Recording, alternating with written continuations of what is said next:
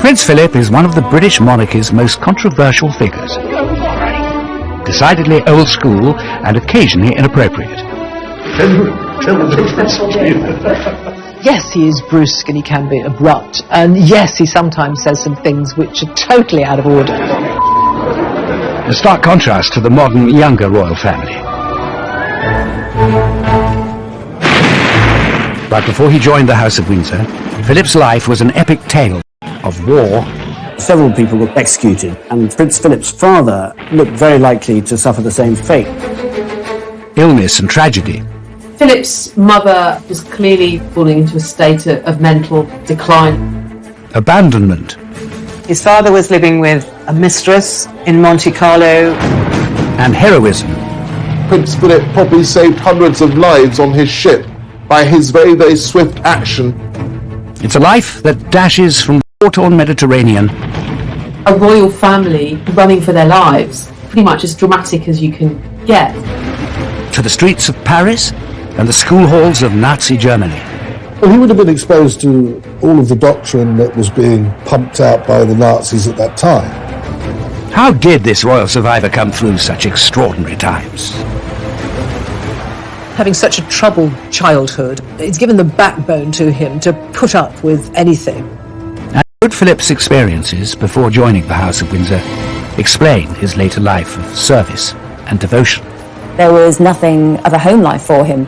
There are some people who have difficult home lives who it drives to work harder and to succeed. After 50 years of experience, I find it is a great temptation to give advice.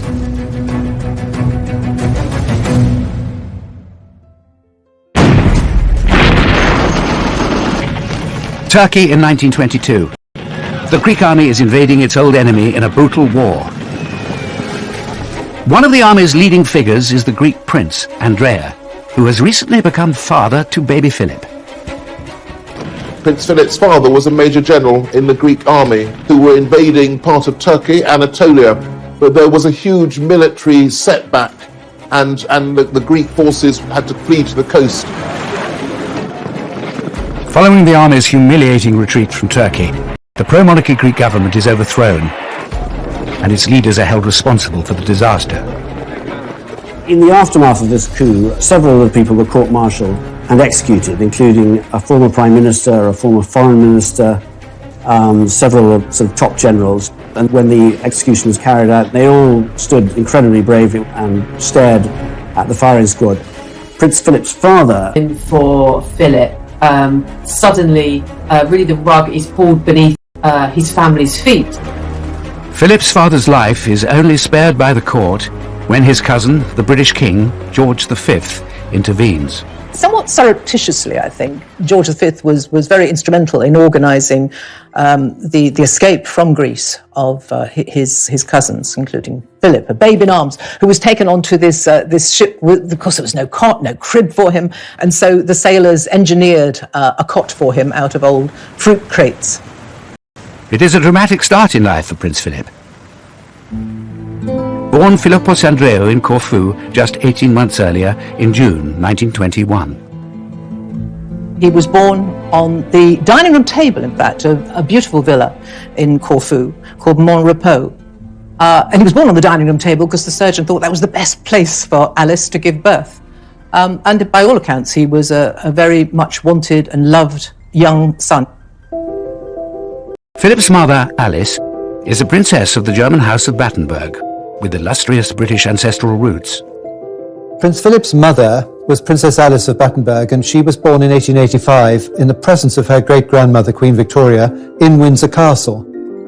Philip is the great-great-grandson of Queen Victoria. His parents have royal lineage right back through to the British royal family, but also to the Greek and Danish thrones. He was very, very well connected. And by the time he was born, his relations were on practically every throne throughout Europe. Philip's father, Prince Andrea of Greece, is the brother of the Greek king and a full-time soldier. The wars between Greece and Turkey have actually been going on for many, many years, and the royal family and Prince Andrea were very much placed into senior positions in the military. But A military coup following the latest defeat forces the Greek royal family into exile. Philip's family, including his 4 older sisters, have to flee their homeland. This really was pretty much as dramatic as you can get. And of course, this is now, a royal family really running for their lives. They were able to smuggle some jewellery in their clothes and some money, but very little. It's quite a dramatic start to his life. He has no recollection of the family fleeing in 1922, but it had enormous consequences and led to him being a bit of a wandering boy.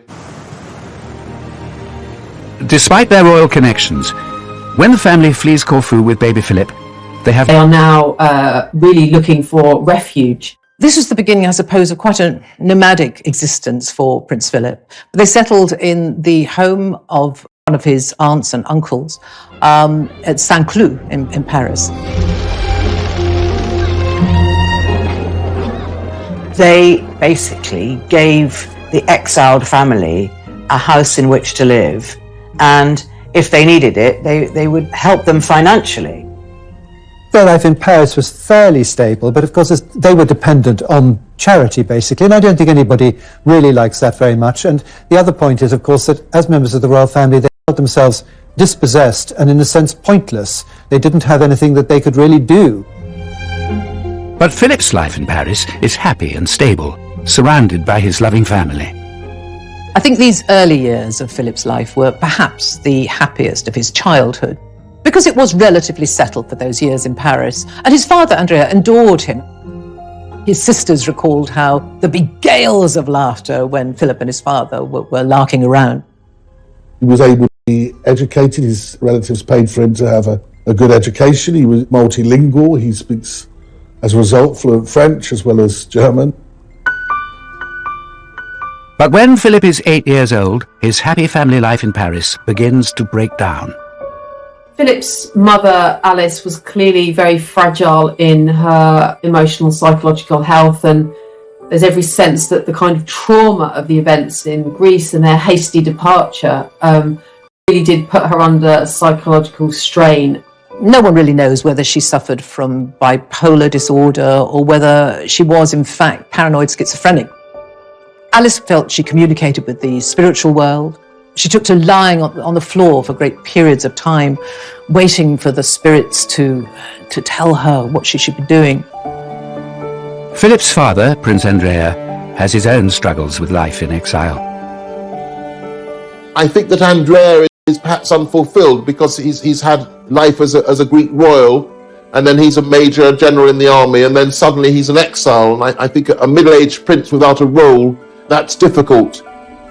Alice's growing mental instability had a profound effect on her marriage, which maybe had never been that strong, but certainly in view of her eccentricities and her mental breakdown, Andrea spent less and less time with the family. Alice's family takes the decision that she needs urgent help. One Easter holidays, the family had gone to stay with some relations in Germany, and Alice's mother organised for psychiatric doctors into the car and driven off to a secure sanatorium. As a result, his father then seemed to somewhat abandon the family. Bear in mind, his sisters were older now, and it was just that Philip was quite young. Philip loses first his mother and then his father, all before his 9th birthday.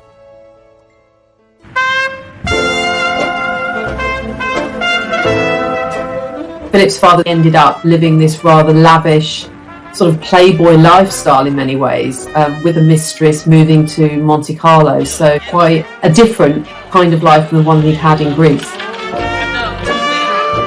Philip would see little of either his mother or his father for the rest of his childhood. Prince Philip, as a boy, seemed to take all this in his stride. He was a very cheerful, mischievous, practical joker, and it didn't seem as though he was especially affected by it. I talked to Prince Philip and he said, and I think this is very significant really, my mother was ill, my father was away, so I had to get on with it. And that really is what he's done all his life. Child psychologists would say that he built himself a sort of shell around himself where he could function as this outwardly cheerful person, but he didn't want to have people ask him about how he was feeling, and that would tend to bring out sort of irritation and anger from him. With his parents unable to take care of him, Philip's family now has to decide where the 9-year-old boy should go. Decisions that will shape the rest of his life.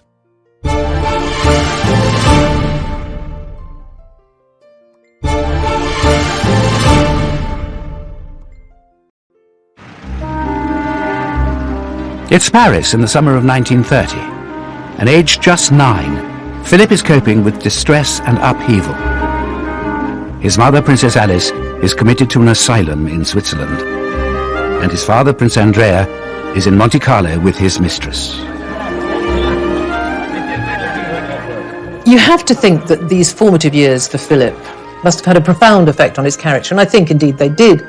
He must have been confused, I imagine, and probably hurting. He must have felt abandoned by his parents.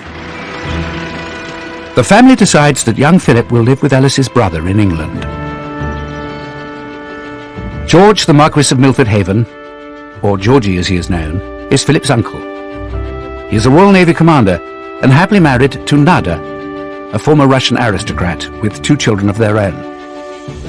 They had this beautiful house in England, in Berkshire, and basically Philip went to live with them and he absolutely adored George, his uncle. Philip is warmly welcomed, though he would experience.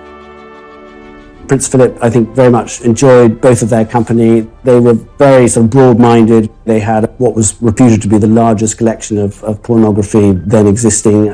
They sent their son, age of 17, he was sent to a brothel in Paris to round off his education.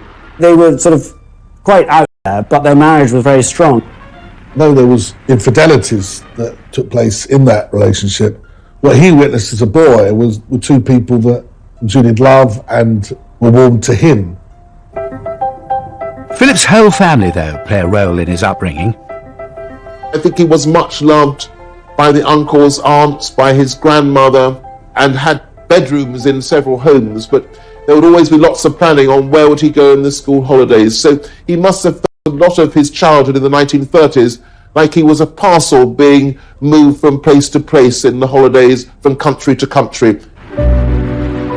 Some of those holidays are spent in southern Germany with his 4 elder sisters, who have all married German aristocrats. And it's Philip's second eldest sister, Theodora, who suggests a plan that would see Philip's life uprooted once again. When Prince Philip was living with the Milford Havens, some of his sisters were a little bit worried about their sort of bohemian ways, and Theodora, his second eldest sister, was married, and his family had started a school called Salem. Salem was a very different kind of school. And he was packed off there in his early teenage years, which he didn't really want to do. Philip arrives in Germany in the summer of 1933, with Hitler and his Nazi party now firmly in control. 1933, of course, is one of the most cataclysmic years in world history because it's the year that Hitler comes to power in Germany. So it seems a strange decision that should be the year that Philip is sent for 2 or 3 terms to boarding school at Salem in Germany. The rise of Nazism was the backdrop for Philip's time spent at this school, and indeed a branch of Hitler Youth was established there. For him, it was a sort of rather bizarre and retrospectively interesting time. He saw an awful lot of Nazi saluting, which always struck him as mildly hilarious. It reminded him of boys sort of asking permission to go to the lavatory. At 12, Philip is possibly too young to comprehend the events around him. But all 4 of his sisters and their German aristocrat husbands have allied themselves with the Nazi party. It's an astonishing thing that 6 years before Britain is at total war with Germany, there somebody who's later to marry the Princess Elizabeth should have been at school in Nazi Germany.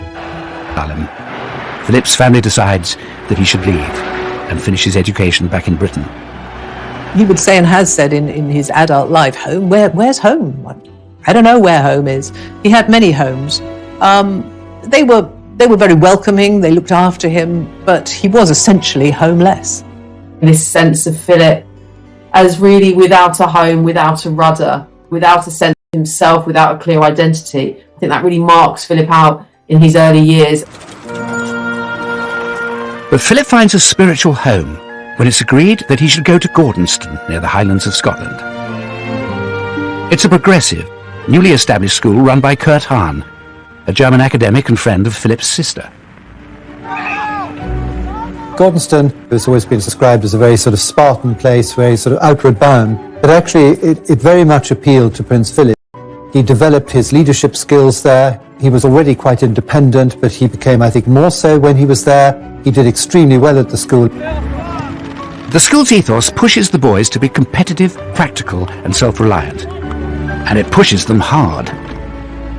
Gordonston was tough, it was exacting, it was very physical. It wasn't just an experience for the mind, it was also one for the body. It was about feeling things, cold showers, waking up early, being pushed to the physical limit. And I think there Philip would have found a sort of distraction perhaps from his emotional pain. Gordonston was a very, very unusual school in its time. It wasn't your typical British boarding school. It was no Eton or Winchester. But it very much was part of moulding Philip in the outdoorsy, direct person that he became. Philip embraces the Gordonston regime, but the trauma that has marked his life is set to return.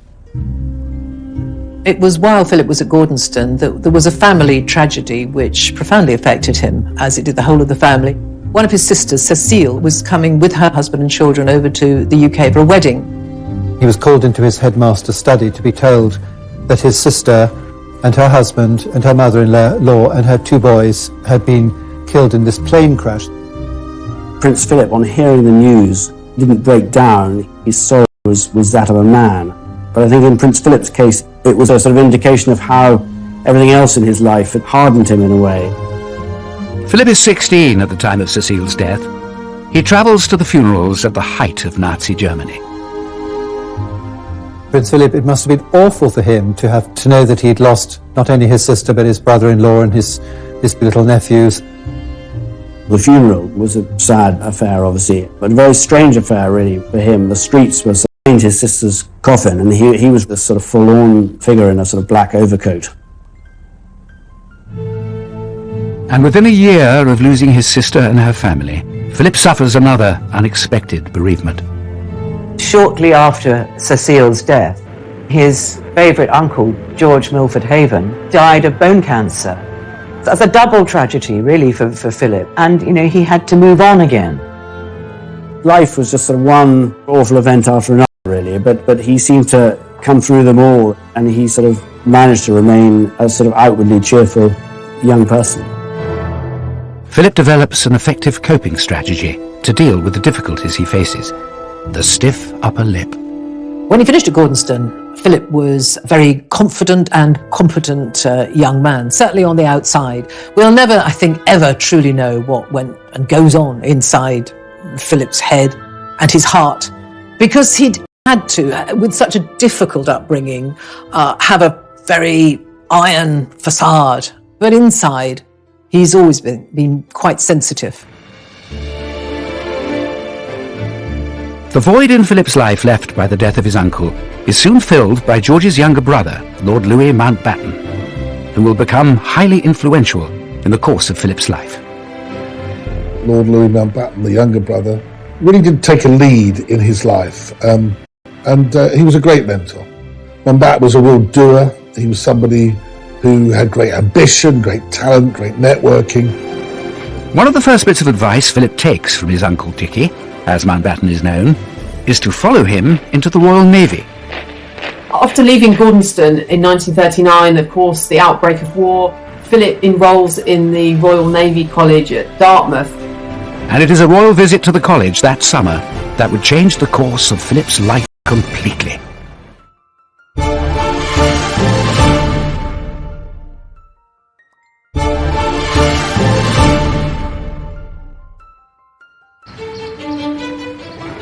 Prince Philip begins his training at Dartmouth's Royal Naval College in May 1939, 4 months before the outbreak of World War II.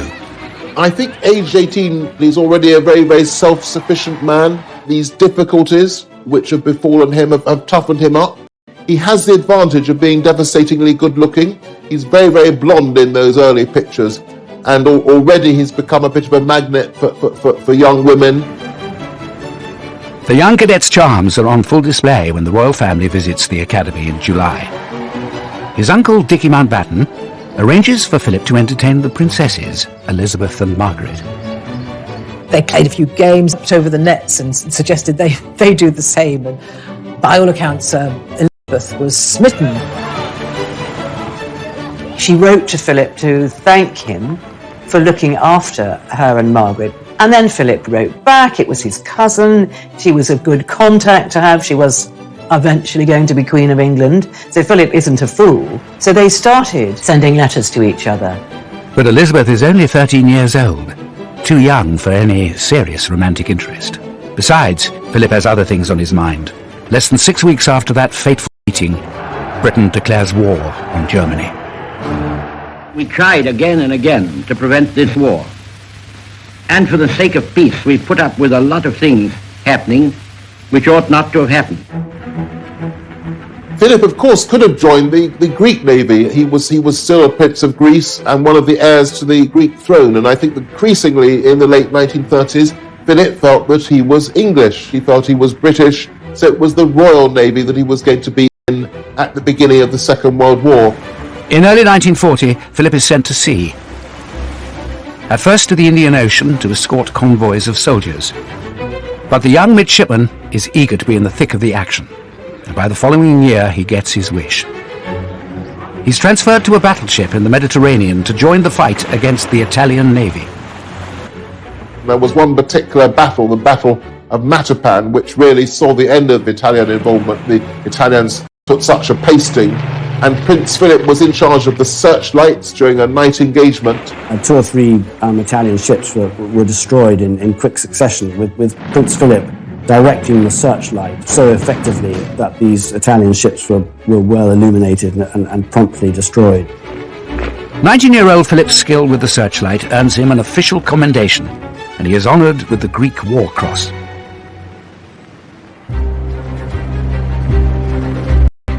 Philip is proving to be a first-rate seaman, and by the age of 21, he has been promoted to first lieutenant, second in command of his ship, HMS Wallis. In July 1943, his leadership abilities are put to the test when the Wallis is targeted by German bombers. As soon as the sort of first round had finished and they went away, Prince Philip knew that they would be back to finish them off. And he had to come up with something pretty quickly. And he prepared a raft with other officers, and they lit burning torches, flares at the end of the raft with smoke coming out, and they set the raft off and sailed very, very quickly, completely dark in the other direction. When the German planes returned, thankfully, instead of bombing lives on his ship by his very, very swift action. As he rises through the naval ranks, Philip's also growing closer to Princess Elizabeth. He did find time frequently to write to Elizabeth, and there was an occasion or two during the war when he had leave that he would go and stay at Windsor Castle. Philip spends Christmas of 1943 with the royal family. It's soon clear the 17-year-old princess is falling for the 22-year-old naval officer. She was excited by him. He was very different from the very proper, prim aristocrats that her mother would want her to be associated with. He was a bit of a rebel, and she felt that he was a bit of a catch. She fell desperately in love with him. She thought he was marvellous. He was a war hero, he was good looking, he was kind, just everything she'd ever wanted. But Philip isn't so sure Elizabeth is right for him. After all, marrying the future queen would mean committing to a lifetime of public duty. But whispers about Philip and Elizabeth are beginning to spread, helped by his uncle Mountbatten. By the time Philip returns from his war service in early 1946, he seems to have made up his mind.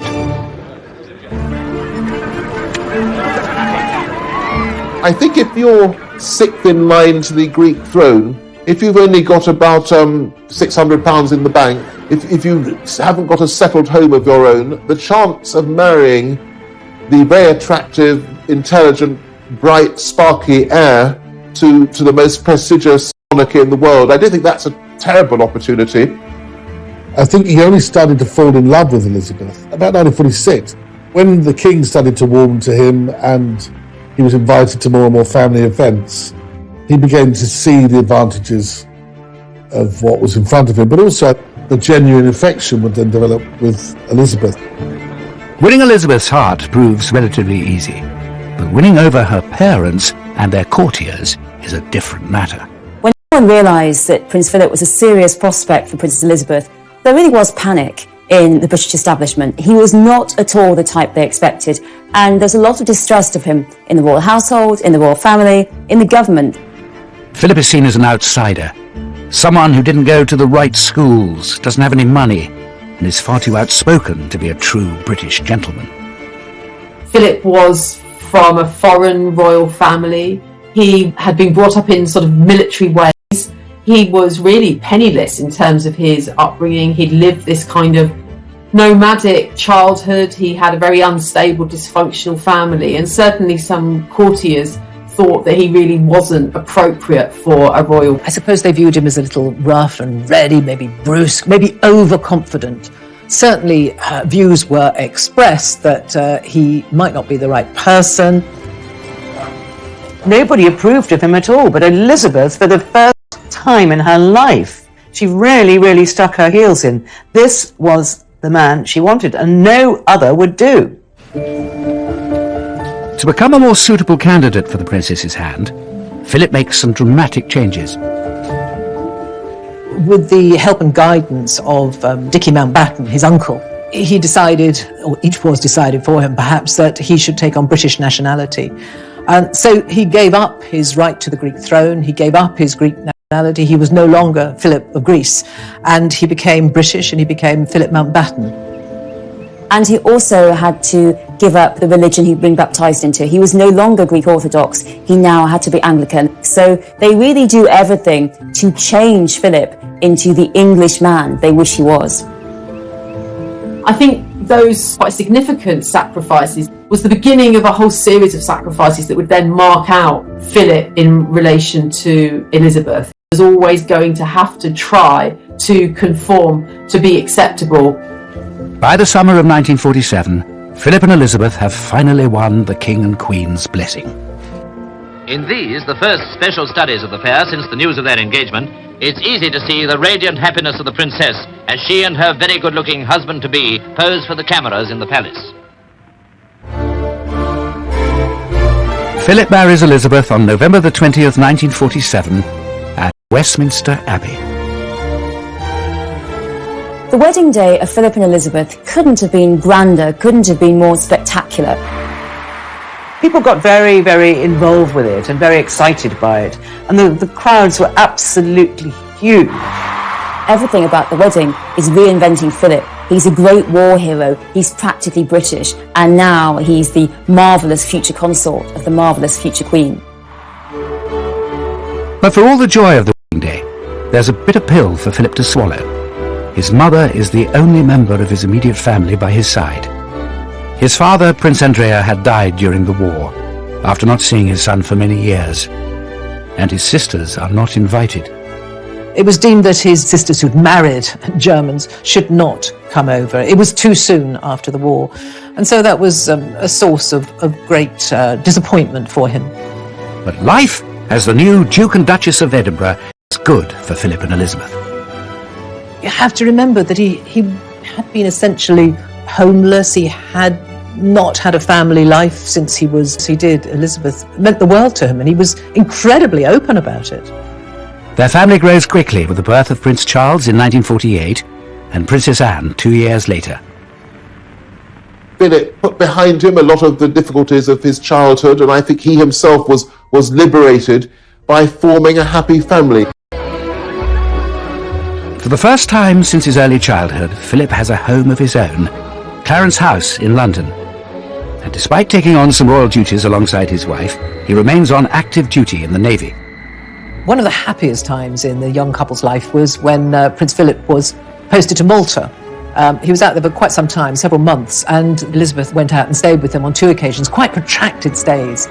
And this was a very, almost normal existence for her, and she absolutely loved it.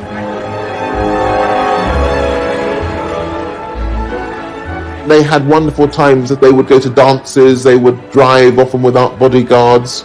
I think there were very, very happy times for Philip and Elizabeth between 1947 and 1952.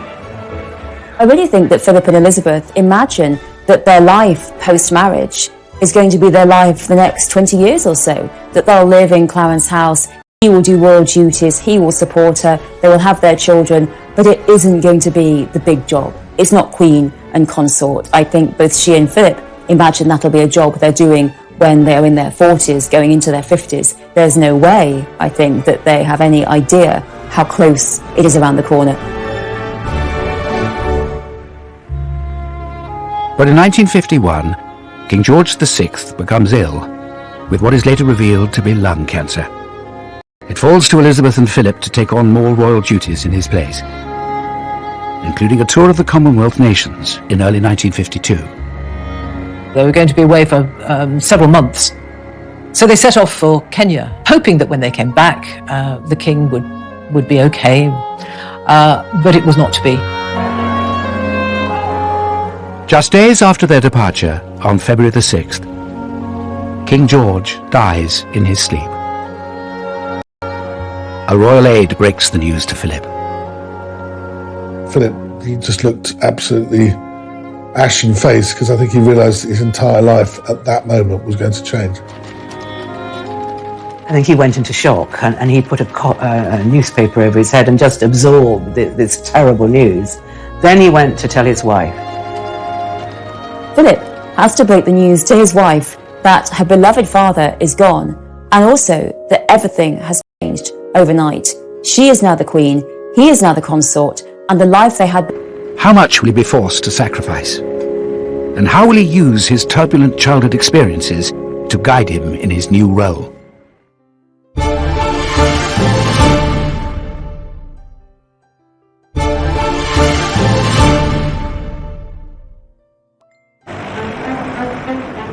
As the new Queen and the Duke of Edinburgh land in England from Kenya, following the death of George VI, they have to confront the reality of their new lives. Their entire life changed. When they arrived on the tarmac at London Airport, Elizabeth came down the steps first, and Philip hung back. And then, of course, the realization that the rest of his life, he was going to be 2 steps behind his wife, must have really hit him.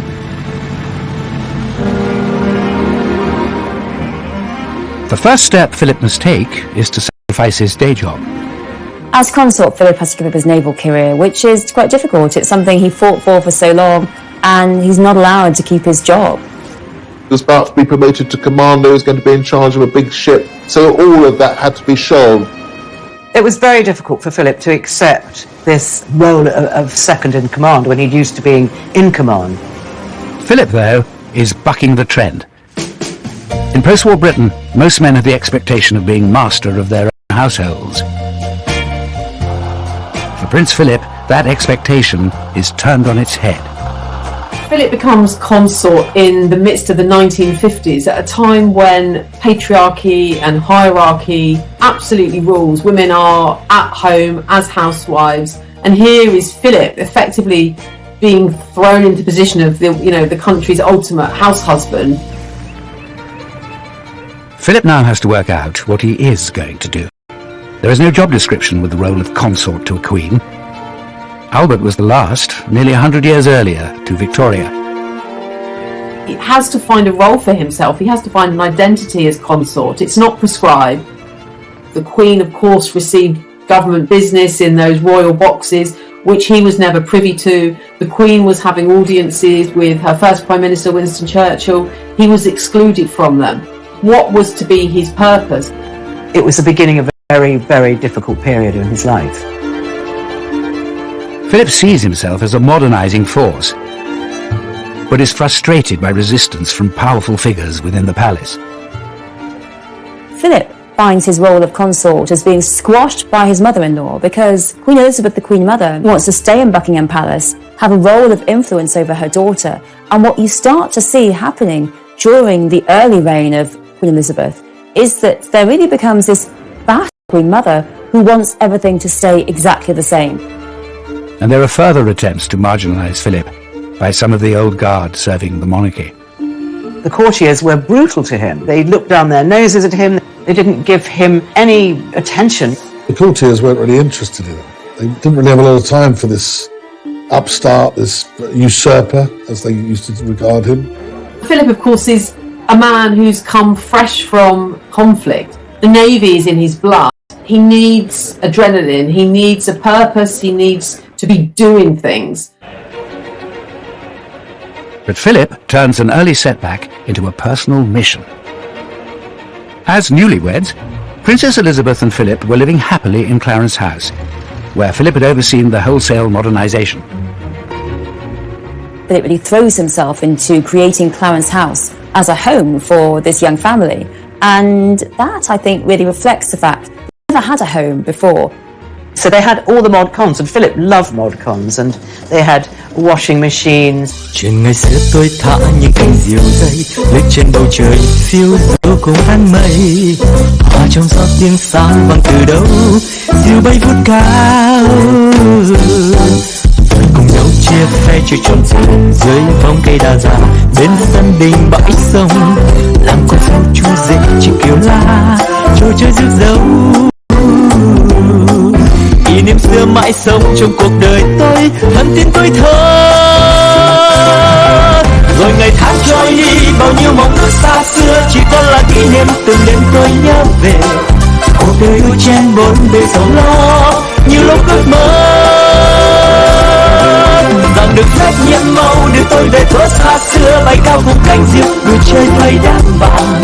Còn những ngày thơ vui đôi ngày tháng bơi hân hoan cùng trời mây, ngày xưa dấu yêu còn đâu. Dishwashers, they had all the latest gadgetry, which Philip loved. But as monarch, Elizabeth is expected to move into Buckingham Palace, which is a personal blow for Philip.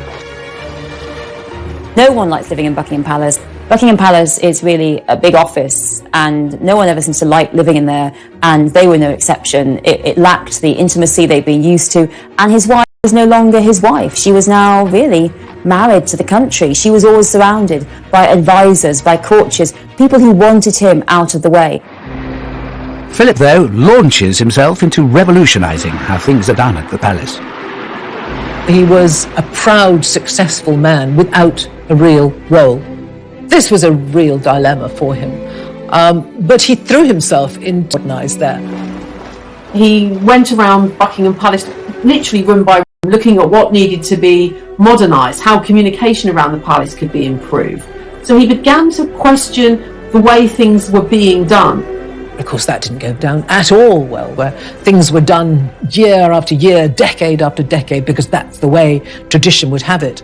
Now, he wanted to shake all that up. And so he made himself incredibly unpopular with an awful lot of the grey men, if you like, at the palace. Undaunted by the forces opposing him, Philip persists with his determination for a greater role. He wanted to do more and he wanted to have an influence, and the Queen knew that, and she put him, for example, in charge of the Coronation Commission to oversee the arrangements for the coronation.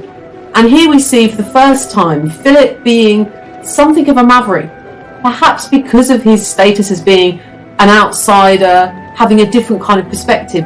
Philip feels very strongly that the coronation, it should be more modern, there should be open, that the BBC's request to televise it should be admitted. And there are traditionalists who disagree with this. They think it could undermine the majesty of royalty. But Philip sees the advantages of harnessing the new medium of television. He, for example, knew that the coronation was going to be a critical event, saw the opportunity of making the coronation this global event like none other, letting the television cameras into the Abbey for the first time, and against the reservation of the government and Winston Churchill, Philip really pushed that through. Philip is always battling to have his ideas taken seriously, always having to fight, because lots of people will say to Elizabeth, was that Philip's idea? Well, no, because they really exclude him and ignore him. For almost 2 days and nights, the crowds had been assembling in sunshine and rain for the moment when the young Queen, radiant in her exquisite gown, left the palace for Westminster Abbey. The coronation takes place on June the 2nd, 1953, with television cameras capturing every moment. More than 20 million people in Britain tuned in to watch the ceremony. And 8 years after the war, another victory. Philip's sisters are allowed to attend, and so does his mother, Princess Alice, who is now living as a nun in Athens. Philip always been very, very fond of his mother, and I think he was really happy that his mother should be there. But she came in her grey nun's habit, so she was very obvious. It was a great moment for Philip and his relations. But the success of the coronation, both on the world stage and for Philip personally, comes off the back of a body blow for the man in the support role. I suppose Philip had to swallow an awful lot as a proud male and a royal male, but one thing that really grated with him was the fact... After their marriage, the couple were known as the Edinburghs. But once Elizabeth ascended the throne, the plan is that she will be part of the House of Windsor. He expected, absolutely expected, that Elizabeth would take his name on marriage and that the children would take his name. So therefore, it would be the House of Mountbatten. Philip's assumption that the family will adopt his surname is political dynamite. Various people, most importantly Churchill, were dead set against this idea and were determined that the name should remain Windsor. There was a big row about it, but Philip lost the argument, and the Queen agreed that her children, Charles and Anne, would be part of the House of Windsor. But during the row, he said, what kind of man am I? I'm just a bloody amoeba, he said. So it was very, very hurtful to him. I think he really felt that if he gave up his title, his religion, his name, his nationality, then the actual reward would be that he got to be Philip, the House of Mountbatten, and not as that really made him feel excluded, very humiliated, and it was a very difficult moment for him. Philip has a tried and tested way of dealing with the strains of royalty. I think having had the upbringing he experienced, he just adopted that same attitude to royal life. This is what I've married into. This is the hand I've been dealt. We'll just get on with it. And that's what he did. It wasn't always easy. There were rifts in the marriage. There were rocky periods. There were times when he felt he just had to get away, and did get away. Philip focuses his energies on where he believes he can make a difference. Inspired by his own education and achievements at Gordonston, Philip establishes the Duke of Edinburgh Reward Scheme in 1956. The life of modern youth isn't all pop music, long hair and punch-ups. He recently presented gold awards to 127 girls and over 750 boys. He wanted to empower youth. He wanted them to meet the challenges that were facing them. Not in a pampered way, but in a way to try to engage them in society. But Philip finds that he still has his detractors wanting to curb his ambitions. The politician actually says to him, "This sounds rather like the Hitler Youth," and what a thing to say. It really brings home the anti-German xenophobia there was in Britain at the time, and the fact was that Philip, who'd fought so bravely on the side of the Allies, and that I think really reflects how often Philip was blocked openly and subtly and was constantly subject to these people saying, no, stay in that corner, just smile and wave. With his modernizer's head on, taking tours of inspection, his thoroughness was often inclined to startle, but now we're used to his rather specialized approach, and we see him here showing his particular interest in industry. Prince Philip was always, from a very young age, fascinated by science and technology. His uncle Georgie also loved to make things, and Philip, as a young boy, would be so happy to go into the workshop and see him making model steam engines, designing all sorts of things. I think this is where Philip's love of design came, actually. He's literally toured the country at different points, visiting factories, speaking up about British engineering, British science. Ladies and gentlemen, it is clearly our duty as citizens to see that science is used for the benefit of mankind. Prince Philip had this great enthusiasm. It came from the heart, sort of spokesman on behalf of British scientists and British industry, and became a very effective advocate for industries in the period after the Second World War. By the late 1950s, Philip has cemented his position in the monarchy, bolstered by being made a Prince of the United Kingdom by the Queen in 1957. But after a childhood and a difficult move into the royal household as a young man. How will these challenging times shape Philip in the long years ahead?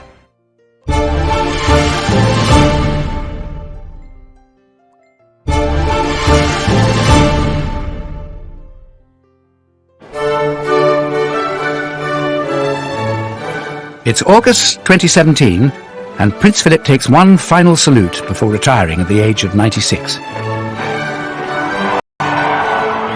In his 70 years by the Queen's side, he has carved out a unique role as her most loyal lieutenant and champion of hundreds of his own charities and causes. He's travelled enormously, 22,000 engagements, 800 charities that he's been involved with, and any charity that Philip has been involved with has said, yes, this man made an enormous difference. His early struggles are now a distant memory. But Philip's work as consort has undoubtedly been shaped by those tumultuous years. I think that having such a troubled childhood really made Philip the man that he is. I think it's given the backbone to him to put up with anything. And that has been his philosophy through his life. Don't moan about it, just get on with it. And that's what he's done. He is someone who doesn't take easily to compliments, but he has quite simply been my strength and stay all these years. Philip's experience weathering the storms of his childhood has stood him in good stead throughout his royal career. Never more so than in the 1990s, when the royal family was rocked by a series of crises. Philip tries to help. He writes to Diana saying that he understands what it's like to be outside of the royal family, to be seen as an outsider. The sort of things that he wrote to her about were the difficulties that he had had when he had joined the family, the pressures that he'd been under, how he understood the pressures that she would feel. Philip's intervention was not enough to save the marriage. Charles and Diana officially separated in 1992, a year so bad for the royal family that the Queen called it horrific, although she said it in Latin. It has turned out to be an annus horribilis. But worse was to come in 1997, when Princess Diana was killed in a car accident in Paris.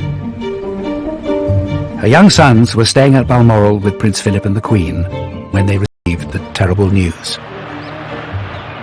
There was probably no one better qualified or better placed to help William and Harry after the death of their mother than their grandfather, Philip. You have to remember that he had essentially lost his mother when he was just coming up to 9, when she was committed to a sanatorium. His father also virtually abandoned him. So he was very empathetic, obviously, towards his grandsons, William and Harry. Another tragedy from Philip's childhood may have been on his mind when it came to advising the boys about the funeral procession. Prince William and Prince Harry weren't terribly keen on the idea of walking in the procession.